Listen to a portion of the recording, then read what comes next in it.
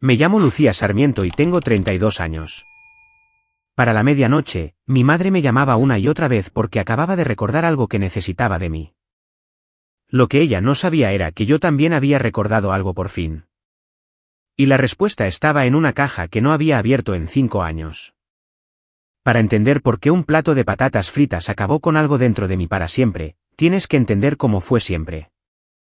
Crecí siendo la segunda. No el segundo lugar en una carrera, porque una carrera tiene una línea de meta y un ganador. Quiero decir segunda como lo es un sofá. Presente, útil, de la que se espera que soporte peso, pero que nunca se admira. Mi hermana, Clara, llegó 2 años después de mí. Y desde el día en que llegó, toda nuestra casa se giró hacia ella como si fuera la única ventana de la habitación. Clara lloraba y alguien venía corriendo. Yo lloraba y alguien me decía que no hiciera ruido.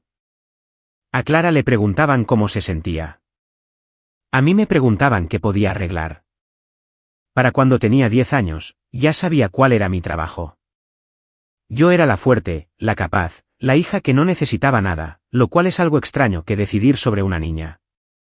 Nadie decide que una niña de 10 años no necesita nada. Simplemente les resulta conveniente creerlo. Mi madre se llama Carolina. Es el tipo de mujer que puede hacer que un cumplido se sienta como una puerta que se cierra. Mi padre, Vicente, es más callado.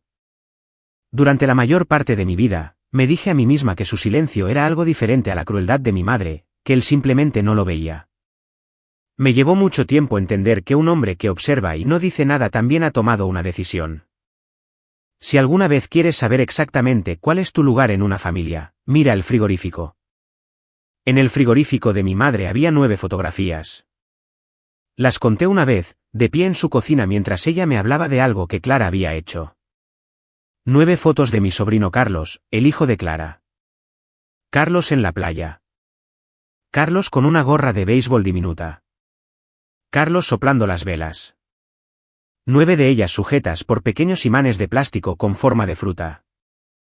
No había ninguna de mi hijo. Más tarde encontré una foto de Daniel, escondida detrás de la factura de la luz en un cajón, como algo que se había recibido y luego se había archivado discretamente donde no tuviera que ser visto. Yo era a quien llamaban cuando había que hacer algo. Le cortaba el pelo a mi madre gratis en su propia cocina, arrodillada sobre una toalla porque no le gustaba cómo eran las sillas del salón. Cubrí una factura de la calefacción un invierno que mis padres dijeron a los parientes que simplemente se les había olvidado pagar. Clara era atesorada. En mí se confiaba. No son la misma cosa. Y me llevó la mitad de mi vida sentir la diferencia en mi cuerpo en lugar de simplemente saberlo en mi cabeza. El único lugar donde la aritmética se invertía era en mi salón de belleza. Abrí el salón, La Flor Silvestre, en 2022 en un pequeño local con una campana en la puerta y un sistema de calefacción que gemía en enero. No era mucho, pero en ese salón, todos conocían el nombre de Daniel. Mis clientas habituales le guardaban las piruletas buenas. Tenía un rincón con un taburete y un bote de lápices de colores, y sus dibujos trepaban por los bordes de mis espejos, uno pegado un poco más alto cada pocos meses, como un gráfico de un niño que crece y se encuentra a sí mismo. En el salón, mi hijo pertenecía a todo un pequeño mundo de personas que se alegraban de que existiera. En casa de mi madre, nadie usaba siquiera su nombre. La invitación a la barbacoa llegó por mensaje de texto, como todo lo que venía de mi madre. Comida familiar el sábado. ¿Solo familia? Recuerdo haber leído esas 2 palabras 2 veces. Solo familia. Como si nosotros 2 fuéramos otra cosa. Como si mi hijo, que era de mi sangre, que tenía la barbilla de mi padre y el terco remolino de mi abuela, fuera un invitado en el mejor de los casos y un problema en el peor. Daniel estaba dibujando en la mesa de la cocina cuando lo leí. Me miró con sirope en la mejilla y me preguntó por qué él nunca estaba en el frigorífico de la abuela como su primo. No estaba molesto. Tenía 4 años. Solo intentaba entender la forma del mundo. No tenía una respuesta que fuera a la vez cierta y amable. Así que le limpié el sirope de la cara y le dije que a algunos frigoríficos se les acaba el espacio. Él lo aceptó porque los niños aceptan casi cualquier cosa de las personas que los quieren.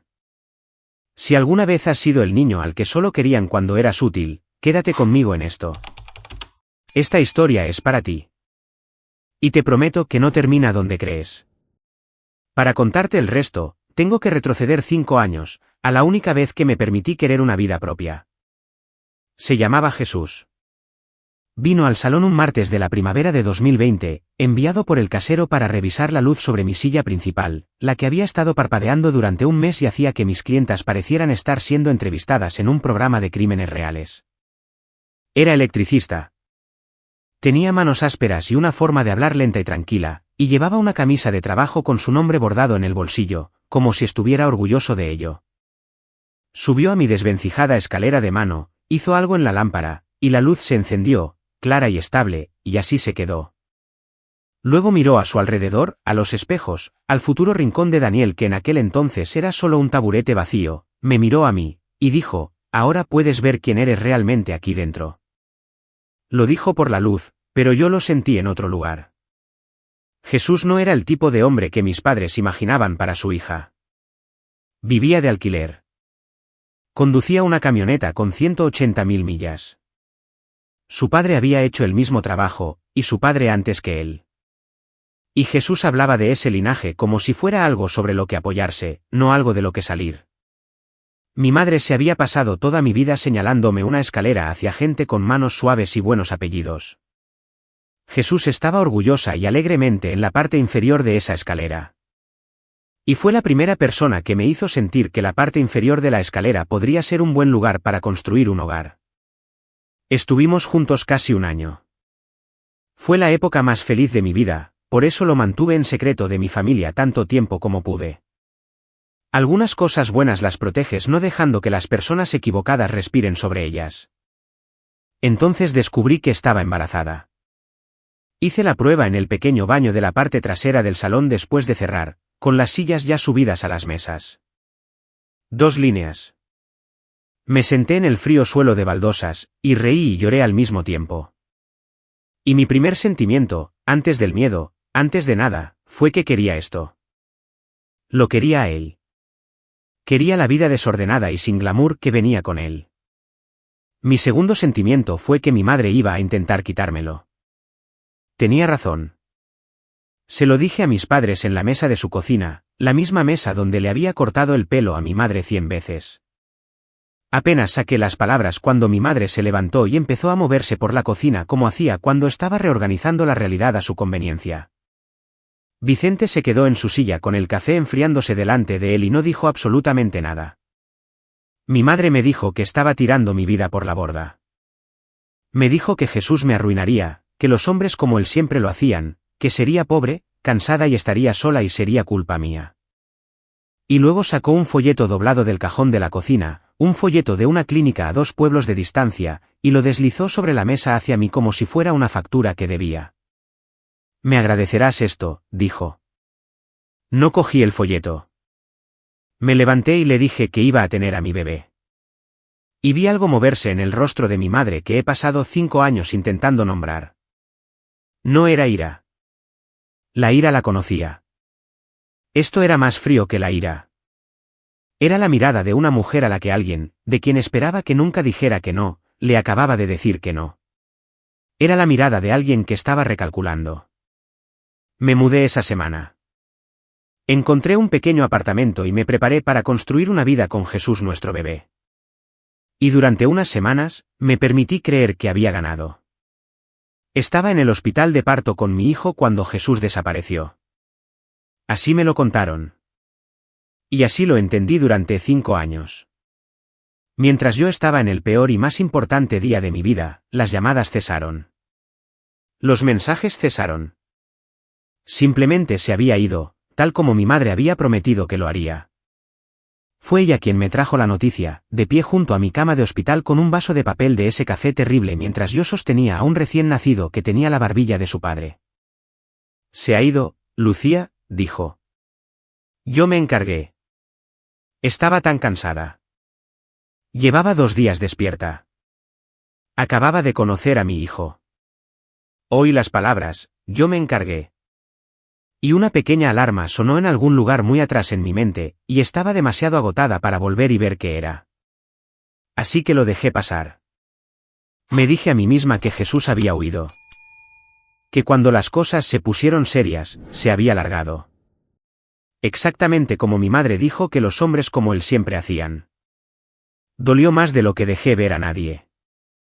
Y debajo del dolor había algo peor, que era el sentimiento de que mi madre había tenido razón sobre mí todo el tiempo, que había intentado alcanzar una vida propia, y se había desmoronado en mis manos. Y ahora pasaría el resto de mis días demostrando que podía llevar el peso sola. Y así lo hice.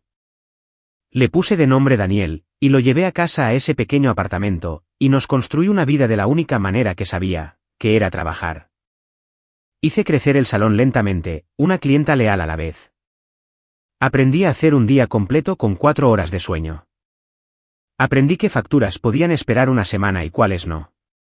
Daniel creció en esa tienda, primero durmiendo en un asiento de coche detrás del mostrador de recepción, luego gateando entre las sillas, y finalmente instalándose en su rincón con sus lápices de colores. Cada pocos meses, hacía una nueva marca a lápiz en el marco de la puerta junto a los espejos para mostrar cuánto había crecido. Esas marcas eran mi prueba. La prueba de que, creyera lo que creyera mi madre, nos iba muy bien. Mi familia se mantuvo a una distancia prudente todo el tiempo. No ayudaron, y aprendí a dejar de esperarlo, lo cual es su propio tipo de duelo silencioso. Pero tampoco me soltaron del todo porque yo seguía siendo útil, y vale la pena mantener a las personas útiles con una correa larga. Luego, en marzo de este año, mi padre tuvo un derrame cerebral. No fue del tipo que se lo lleva todo de una vez. Fue del tipo que se lleva pedazos. Su habla se volvió lenta y espesa.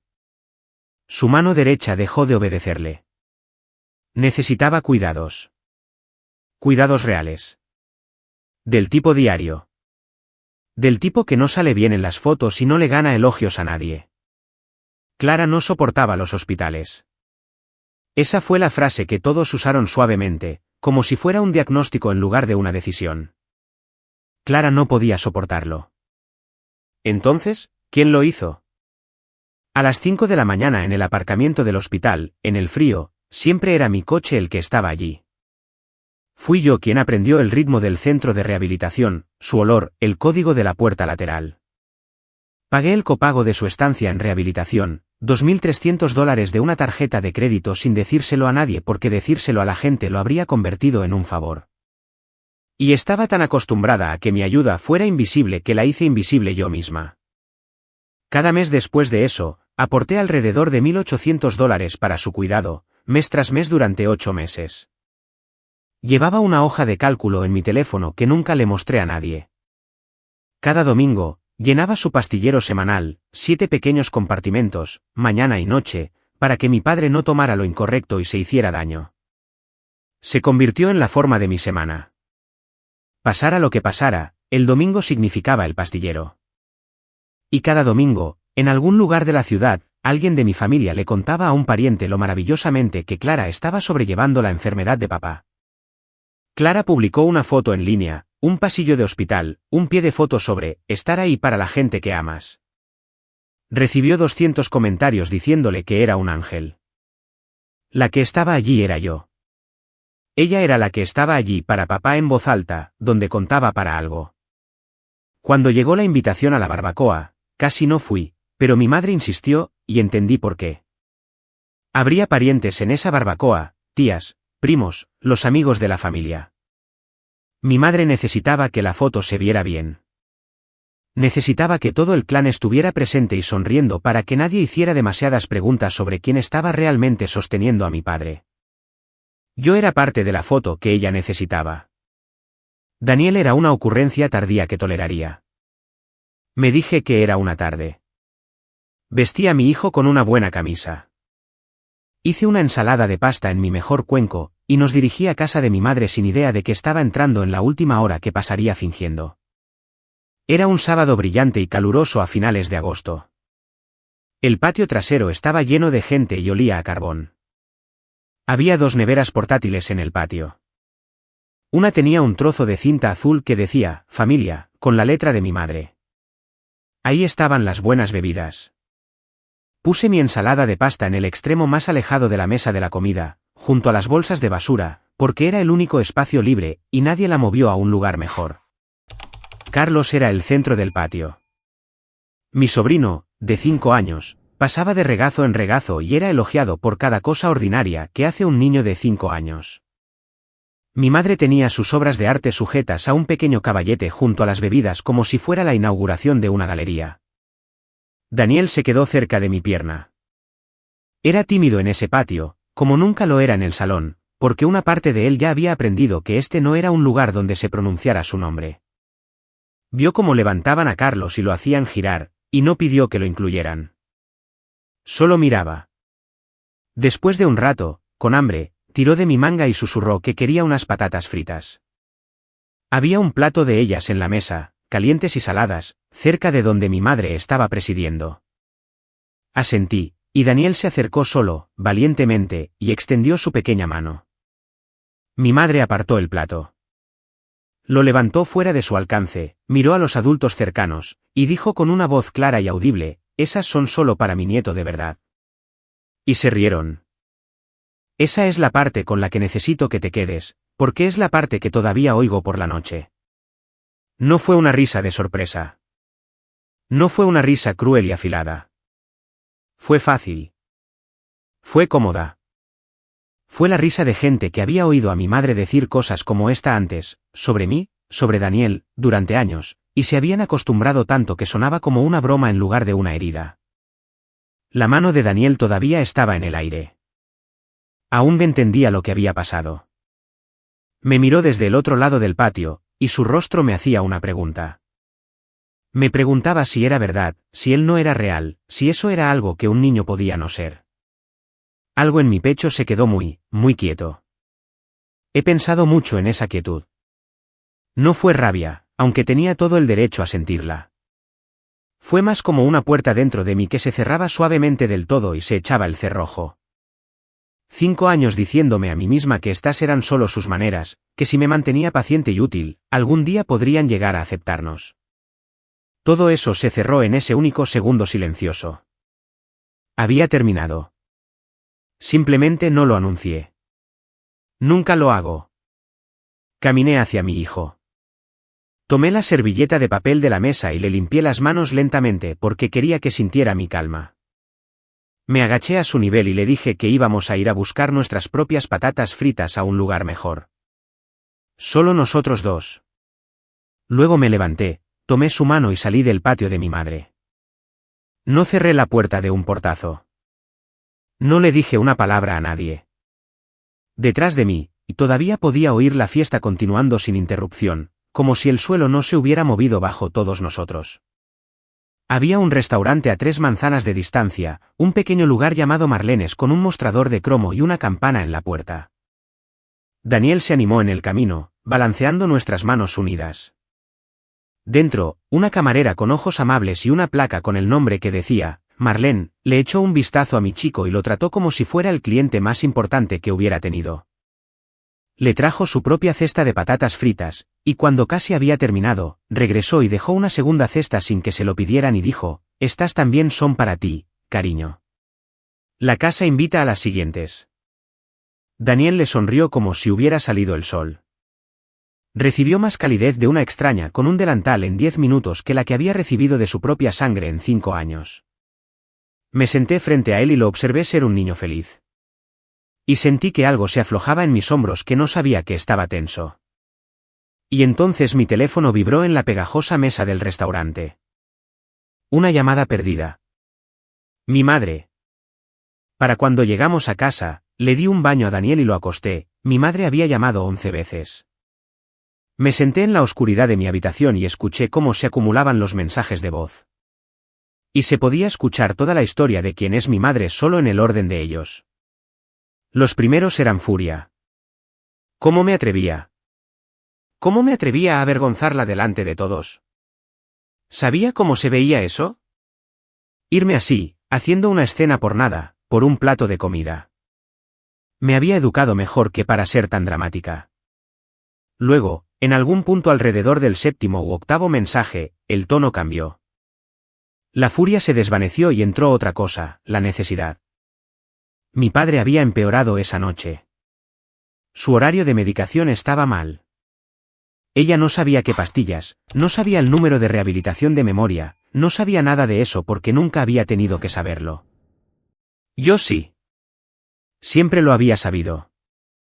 Ella no oyó la diferencia entre sus propios mensajes.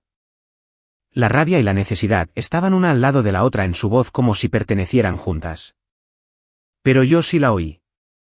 Oí a una mujer que insultaría a mi hijo delante de una multitud, que se reía a las 2 de la tarde y me llamaría desesperada por ayuda a medianoche y esperaría que respondiera como si lo primero nunca hubiera sucedido. Miré mi teléfono durante mucho tiempo. Luego escribí una palabra, la envié y puse el teléfono boca abajo en la mesita de noche. Recuerda. Eso fue todo. Una palabra. Recuerda lo que dijiste sobre mi hijo. Recuerda las risas. Recuérdalo la próxima vez que necesites que alguien de verdad aparezca a medianoche. Ella respondió en menos de un minuto. No había ninguna disculpa en ello. No había ningún reconocimiento. Solo había una instrucción, una suposición y un derecho tan completo que casi me quitó el aliento. Me necesitaba en la casa a primera hora de la mañana para ocuparme de papá. Lo dijo como un gerente recordándole un turno a un empleado. Me senté allí en la oscuridad, y entendí algo que debería haber entendido años antes. En esta familia, yo no era una hija. Era un recurso. Amada cuando era útil, llamada cuando se me necesitaba, objeto de risa cuando era conveniente. Y decidí dos cosas a la vez esa noche, y no se cancelaron mutuamente. La primera fue que no volvería a ser invisible, ni un día más. La segunda fue que no sería cruel al respecto. Mi padre era un anciano enfermo, y por pequeña que fuera la parte de él que alguna vez había intentado protegerme, no iba a castigar su cuerpo enfermo por los pecados de mi madre. Me aseguraría de que lo cuidaran. Simplemente ya no sería yo las manos invisibles que lo hacían. Miré el pastillero que estaba en el mostrador de mi cocina, el que normalmente entregaría por la mañana. 7 pequeñas puertas, todas llenas. Y sentí por primera vez en años que finalmente podría soltar parte de este peso. Entonces llegó un nuevo mensaje de texto. Y no era de mi madre. Era de mi tía Carmen, la hermana menor de mi padre, una mujer suave y tranquila que nunca me había pedido nada en su vida. Pasa mañana, decía. Hay una caja con cosas de tu padre que deberías ver. Por favor. Solo tú. Lo leí 2 veces. La tía Carmen nunca enviaba mensajes así. Nunca pedía reuniones privadas. Y la palabra, por favor, sola, tenía un peso que no podía ubicar del todo. Fui a casa de Carmen a la tarde siguiente. Mi padre estaba en un centro de rehabilitación para entonces, y mi madre, en su forma de manejar todo, le había pedido a Carmen que guardara algunas cajas con sus cosas mientras se ordenaba la casa. Así que la habitación de invitados de Carmen estaba llena de cajas de cartón, y todo el espacio olía a naftalina y papel viejo. Carmen me recibió en la puerta, y parecía no haber dormido. Me llevó a esa habitación de invitados, y en medio de todas esas cajas, apartada sobre la cama como si hubiera sido puesta en cuarentena, había una sola caja de zapatos. La encontré revisando las cosas de tu padre, dijo. Sus manos temblaban. No iba a irme a la tumba guardando esto, Lucía. No podía. Me senté en el borde de la cama y quité la tapa de la caja de zapatos. Dentro había un montón de sobresujetos con una goma elástica seca y agrietada. Eran cartas. Cada una de ellas estaba dirigida a mí, con una letra de imprenta masculina y cuidadosa, a la dirección de mis padres. Y en el anverso de cada sobre, con la cursiva inclinada de mi madre, estaban las palabras, devolver al remitente. Pero no habían sido devueltas. Eso fue lo que mi mente no pudo procesar al principio. Estaban marcadas como, devolver al remitente, y luego habían sido guardadas en una caja. Durante años. Conocía esa letra en el interior de esos sobres incluso antes de abrir uno. Era la de Jesús. Se me enfriaron los dedos. Deslicé la goma elástica, y se rompió y se deshizo en mi mano. El primer sobre del montón no era una carta en absoluto. Era una tarjeta de cumpleaños para niños con un perro de dibujos animados en el frente, y con la letra de Jesús en el frente, encima del perro, decía, para mi hijo, Daniel. No podía respirar. Carmen estaba llorando ahora, en silencio, de pie en el umbral de la puerta. Me dijo que había más. Metió la mano en la caja y sacó un trozo de papel, un talón de un cheque, y me lo puso en la mano. Era un talón cobrado, de $600, a nombre de mi madre, fechado en la primavera en que nació mi hijo, endosado, depositado en la cuenta de mi madre. Dinero que él había enviado para su bebé que mi madre había cobrado, guardado y de lo que nunca había dicho una palabra. Hay una cosa más que necesitas saber, dijo Carmen, y su voz se quebró. Estaba en la cocina una vez en aquel entonces cuando él llamó a casa buscándote. Tu madre respondió. La oí decirle que habías perdido al bebé. La oí decirlo, Lucía. Le dijo que no había ningún bebé, y yo tenía demasiado miedo de ella para decir algo. Que Dios me perdone. Tenía demasiado miedo. La habitación se inclinó. Él pensaba que no había bebé. Durante 5 años, había creído que Jesús nos abandonó, que huyó cuando las cosas se pusieron serias. Y todo el tiempo, la verdad estaba en una caja de zapatos entre las cosas de mi padre. Jesús no había huido de su hijo. Le habían dicho que su hijo no existía. Había escrito carta tras carta a una mujer de la que le dijeron que no quería saber nada de él, y cada una había sido interceptada, marcada, devuelta y enterrada. Había enviado dinero para un bebé que le habían dicho que nunca nació. Abrí una de las cartas, mis manos temblaban tanto que el papel crujía. Era corta. Él no era escritor, y se notaba que luchaba por decir lo que sentía. Escribió que no entendía lo que había pasado. Escribió que si yo no lo quería, se iría, pero que necesitaba oírlo de mí. Y cerca del final, escribió una línea que nunca he podido olvidar. Solo dime que estás bien, y seré lo que necesites. Llevaba 5 años de retraso en leerla. Me senté en la cama de invitados de mi tía, en el suelo de esa habitación con olor a naftalina, rodeada de los restos de una mentira en la que había vivido toda mi vida adulta, y lloré de una manera que no había llorado desde la sala de partos. El dibujo más reciente de Daniel estaba doblado en mi bolso, ese en el que había dibujado nuestra pequeña familia. Solo él, yo y el salón. Porque ese era todo el mundo que conocía. Su padre lo había querido. Su padre había luchado por llegar a él. Y alguien a quien llamaba mi madre se había interpuesto entre un hombre y su hijo a propósito durante 5 años y había dormido tranquila. Cuando finalmente pude moverme, miré la esquina superior izquierda del sobre que tenía en la mano. Un remitente. El de Jesús. Fuera del estado, a un par de cientos de millas al sur en Kentucky. Puede que ya ni siquiera viviera allí. Habían pasado 5 años. Pero era un hilo, y yo había pasado 5 años creyendo que no quedaba nada de lo que tirar. Podía llamar. Esperé hasta esa noche, después de que el salón cerrara y Daniel estuviera dormido en casa de un amigo. Me senté sola en el salón vacío con las sillas subidas a las mesas y una luz encendida sobre mi puesto, el mismo puesto donde Jesús una vez arregló una bombilla parpadeante y me dijo que finalmente podía ver quién era realmente. Y marqué el número de la esquina de un sobre de hace 5 años, y escuché cómo sonaba. Y no sabía qué diría si respondía un extraño. O una esposa.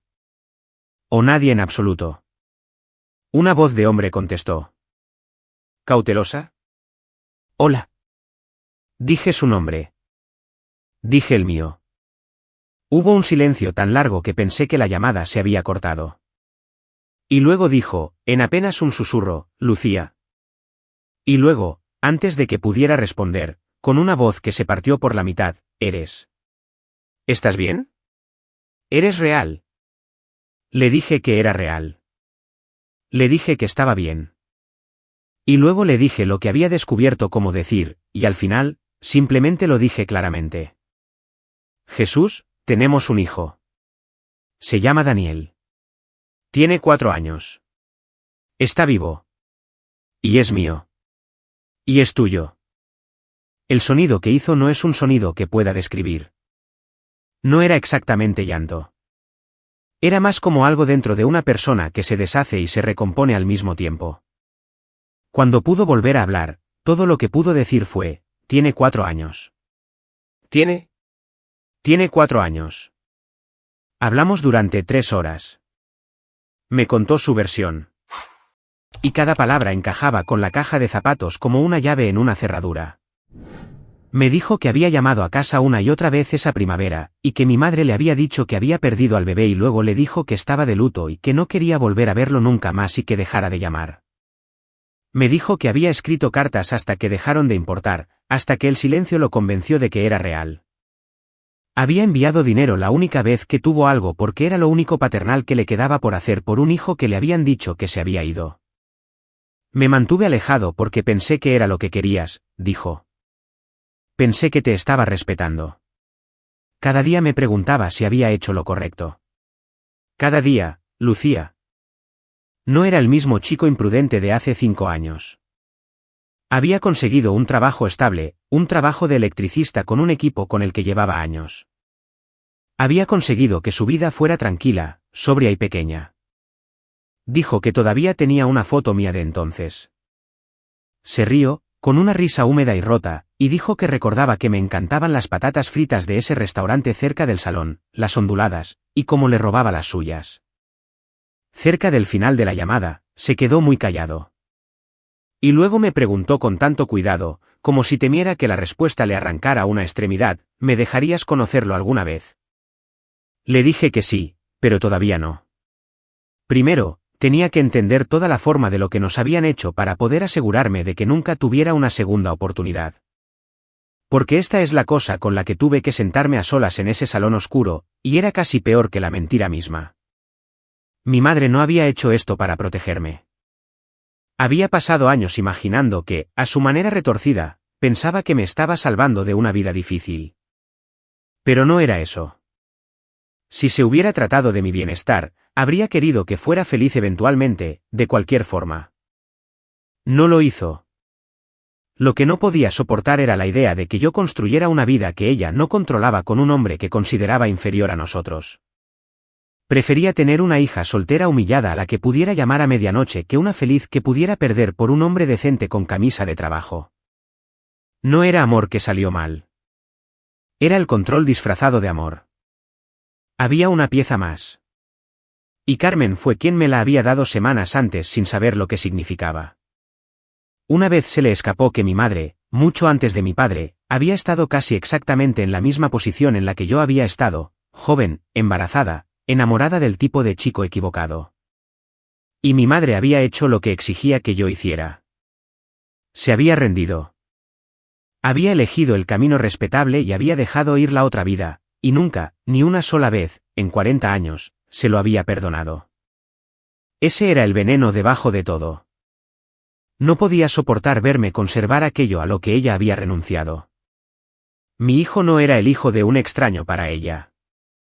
Era el fantasma de una elección que se había pasado toda la vida fingiendo no lamentar. Entender eso no me dio ganas de vengarme. Me cansó. Y me dejó absolutamente segura de una cosa. No iba a guardar su secreto. No para destruirla. No tenía interés en exponer la herida privada que había estado ocultando durante 40 años. Y nunca lo hice. Pero la mentira sobre Jesús, el robo del padre de mi hijo, los años de tratar a Daniel como algo de lo que avergonzarse, eso iba a salir a la luz frente a las personas para las que mi madre gastaba toda su energía en actuar. Y no iba a hacerlo sola. Carmen, temblorosa, culpable y finalmente valiente, me dijo que estaría a mi lado cuando lo hiciera. Debería haber hablado hace 5 años, dijo. Déjame hablar ahora. No tuve que esperar mucho para tener la oportunidad. 2 semanas después, mi padre volvió a casa de rehabilitación, y mi madre decidió organizar una cena de domingo. Entendí exactamente para qué era porque había aprendido a leerla toda mi vida. Eran 2 cosas a la vez. Era una oportunidad para suavizar lo de la barbacoa frente a los parientes, para hacer que la familia pareciera completa y cálida de nuevo antes de que alguien pensara demasiado en esa tarde. Y era una oportunidad para volver a ponerme en mi lugar, para recordarme suavemente frente a testigos que yo seguía siendo la hija que se encargaba de las cosas. Me llamó ella misma, más dulce de lo que había estado en meses. Dejemos toda esa fealdad atrás, dijo. Ven a cenar. Es por tu padre. Y, trae a Daniel. Una pausa. Haz que se porte bien esta vez. Haz que se porte bien, como si un niño de 4 años que busca una patata frita hubiera sido el problema en ese patio.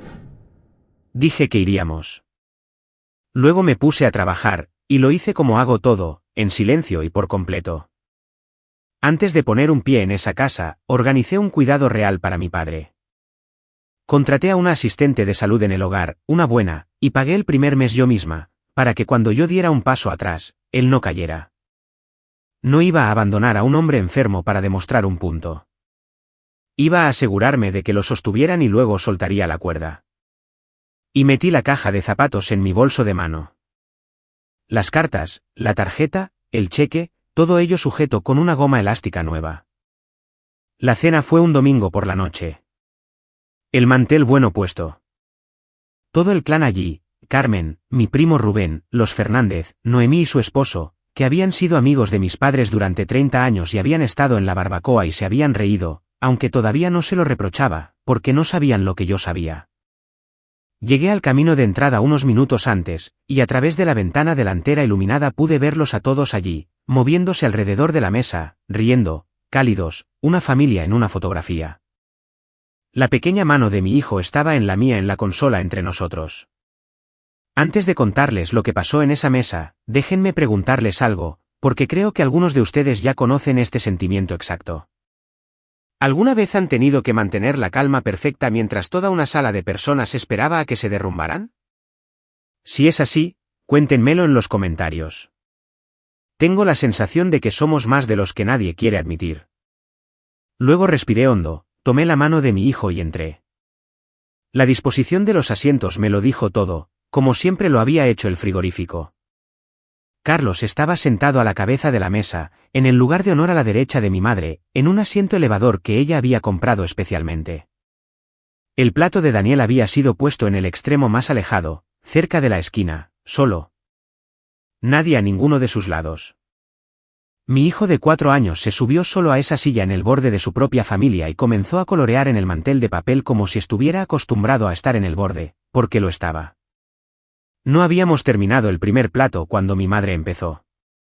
Dejó el tenedor, cruzó las manos y dijo cálidamente para que toda la mesa lo oyera que pensaba que sería bueno para todos si me disculpaba por cómo me había comportado en la barbacoa, por irme bruscamente, por hacer una escena, por ser tan dramática por nada y arruinar todo el día. La mesa se quedó un poco en silencio.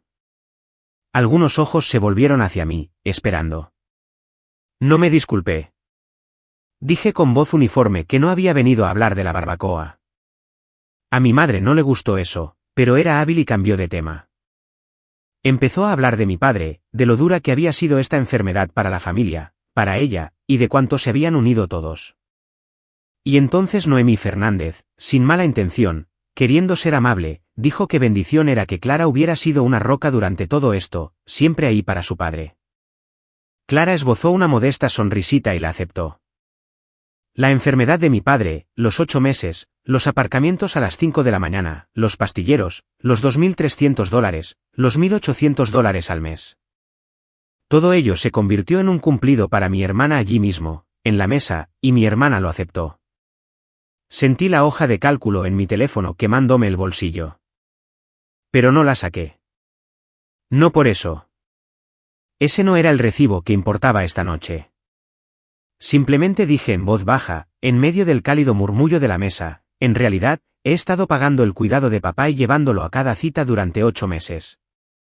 La mesa se quedó quieta de una manera diferente. No lo dije con crueldad. No levanté la voz.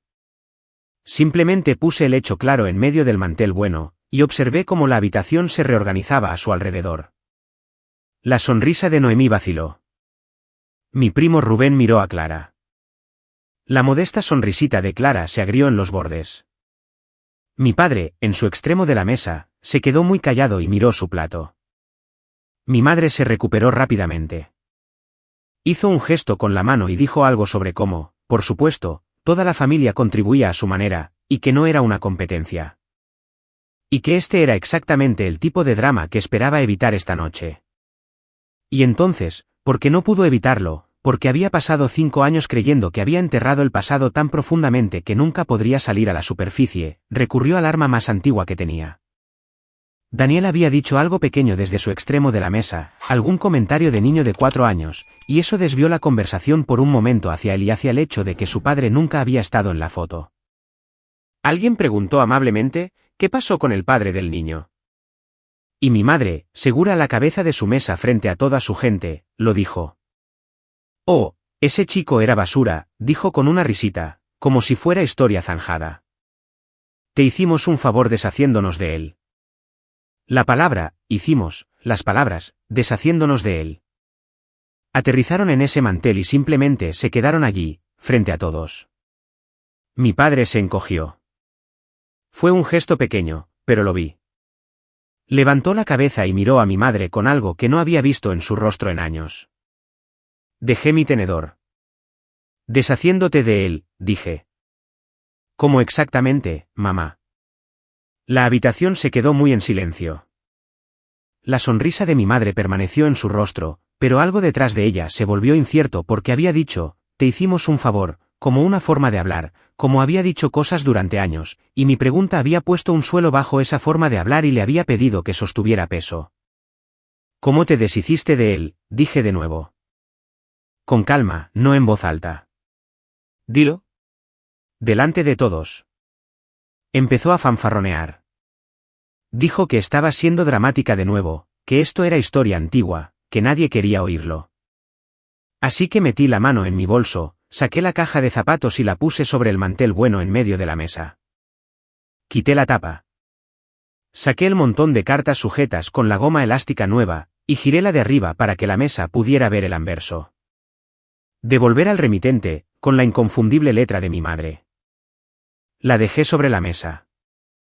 Luego la tarjeta de cumpleaños, el perro de dibujos animados, para mi hijo, Daniel, con letra de hombre. La puse al lado de las cartas. Luego el talón cobrado, $600 a nombre de mi madre, endosado y depositado. También lo dejé sobre la mesa. No di un discurso. No recité 5 años de historia. Simplemente puse las piezas una por una y dejé que la sala las leyera. El padre de Daniel me escribió, dije. Durante mucho tiempo. Cada carta llegó aquí, a esta casa.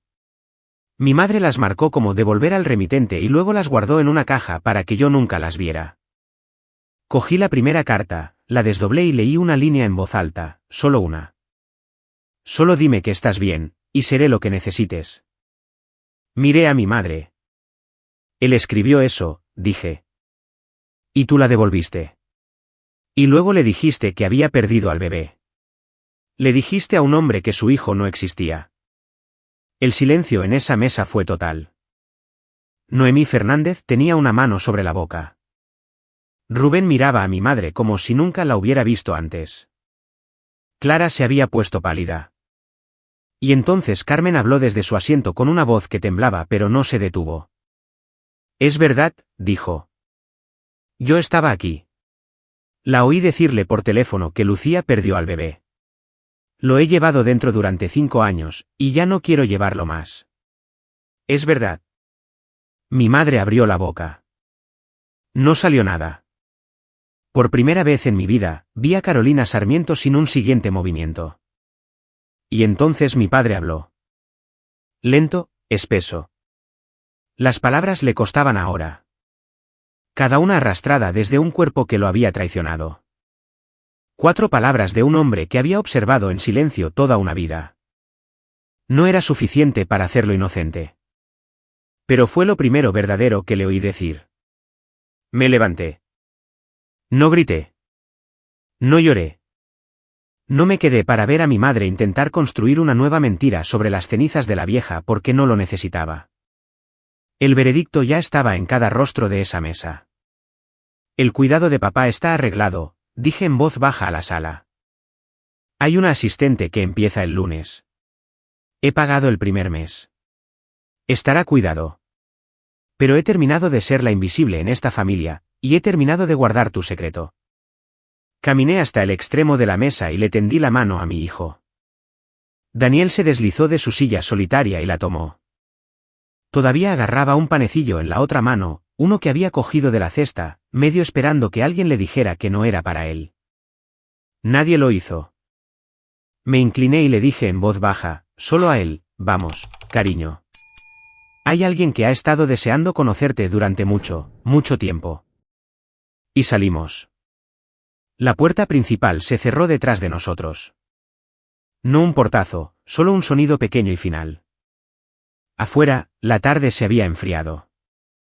Me quedé en el escalón de la entrada por un segundo con la mano de mi hijo en la mía, y exhalé por completo, y sentí como si estuviera exhalando 5 años que había estado conteniendo en mi pecho. Me encantaría decirles que las consecuencias fueron limpias y rápidas. Pero la vida real es más lenta y extraña que eso.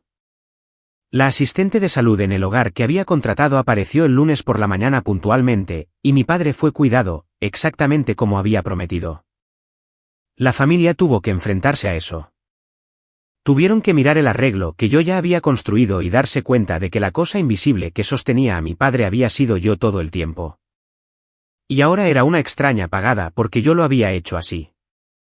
El chat grupal de la familia, que normalmente nunca se detenía, se quedó completamente en silencio durante días. Nadie sabía qué decir.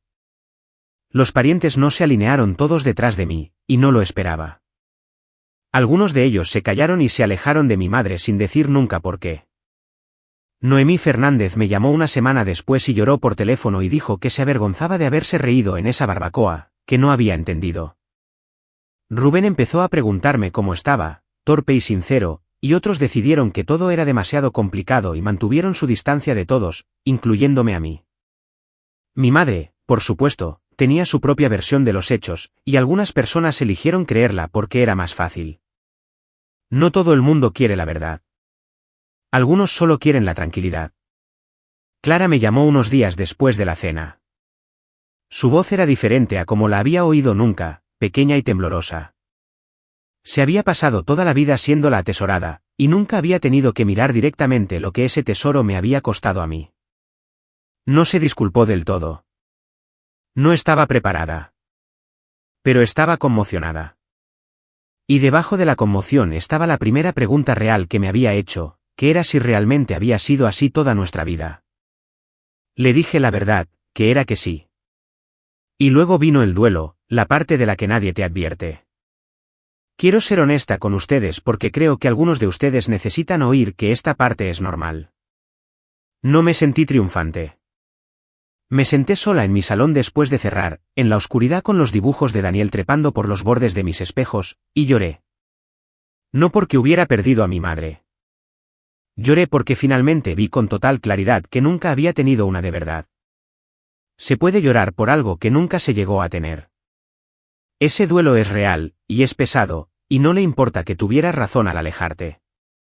Tener razón y estar en paz no son la misma cosa. Poner un límite puede ser la elección correcta y aún así doler mientras sana.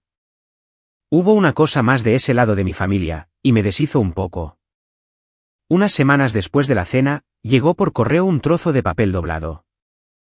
Sin sobre, solo una página con la letra temblorosa y post-derrame de mi padre. Le costó un esfuerzo que solo podía imaginar. Solo había unas pocas palabras, y una de ellas, por primera vez en 5 años, era el nombre de mi hijo. Daniel es un buen chico, decía. Lo siento, Lucía. No borró nada.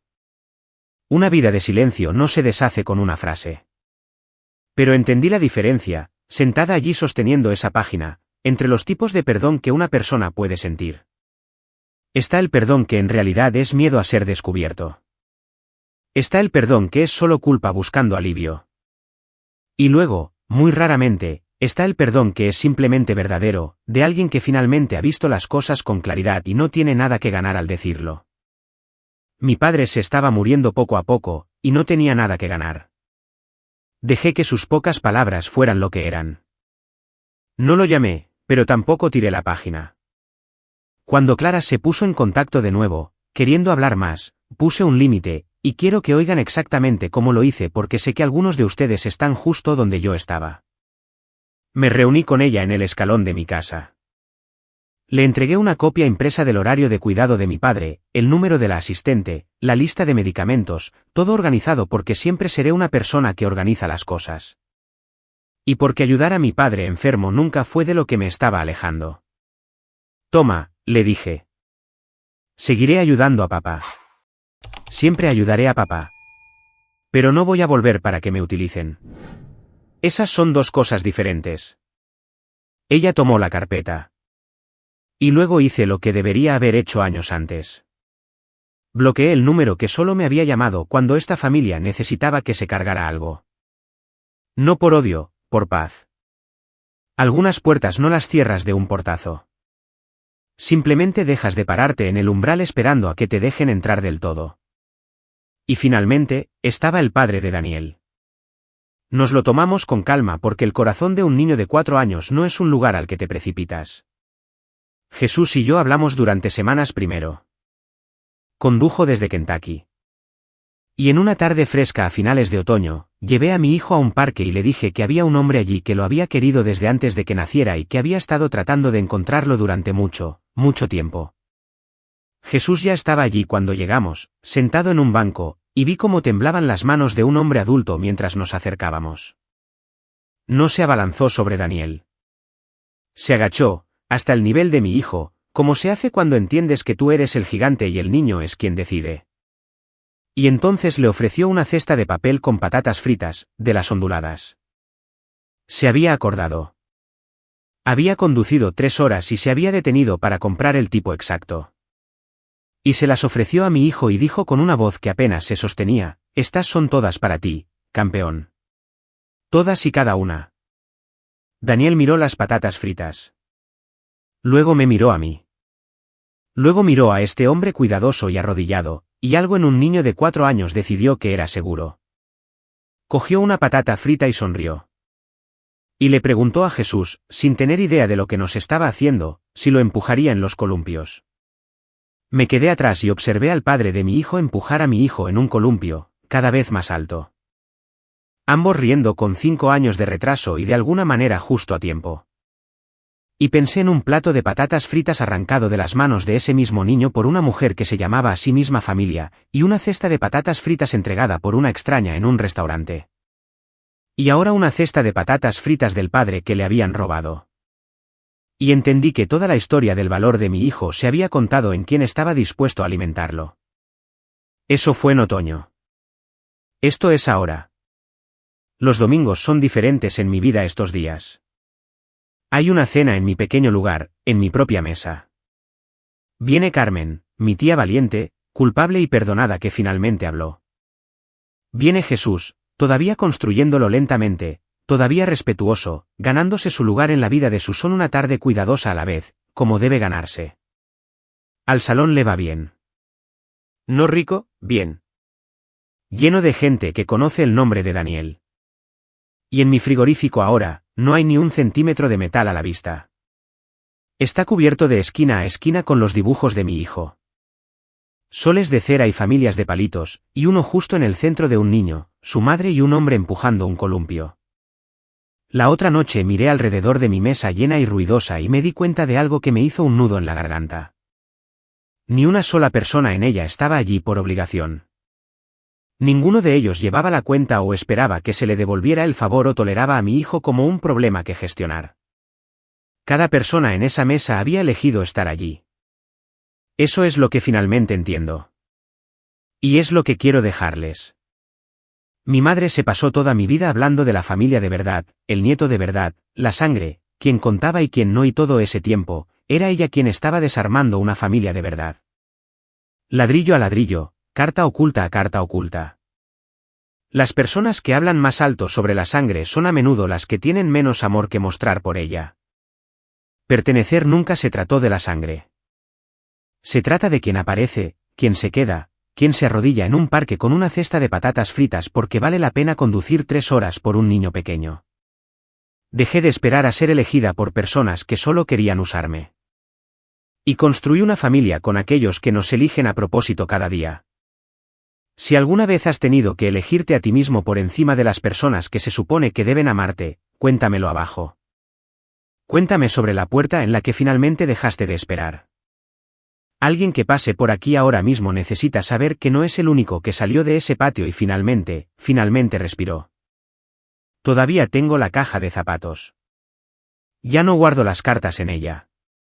Esas ahora viven en un lugar seguro, para el día en que Daniel sea lo suficientemente mayor para saber que su padre nunca dejó de escribirle. La caja en sí está vacía en un estante alto de mi armario. Y la mayoría de los días no pienso en ella en absoluto.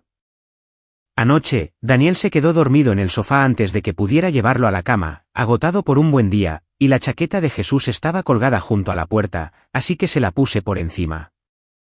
Mi hijo, abrigado bajo el abrigo de su padre, en una casa donde nadie le ha dicho ni una sola vez que no es real. Me quedé en el umbral de la puerta y lo observé dormir un rato.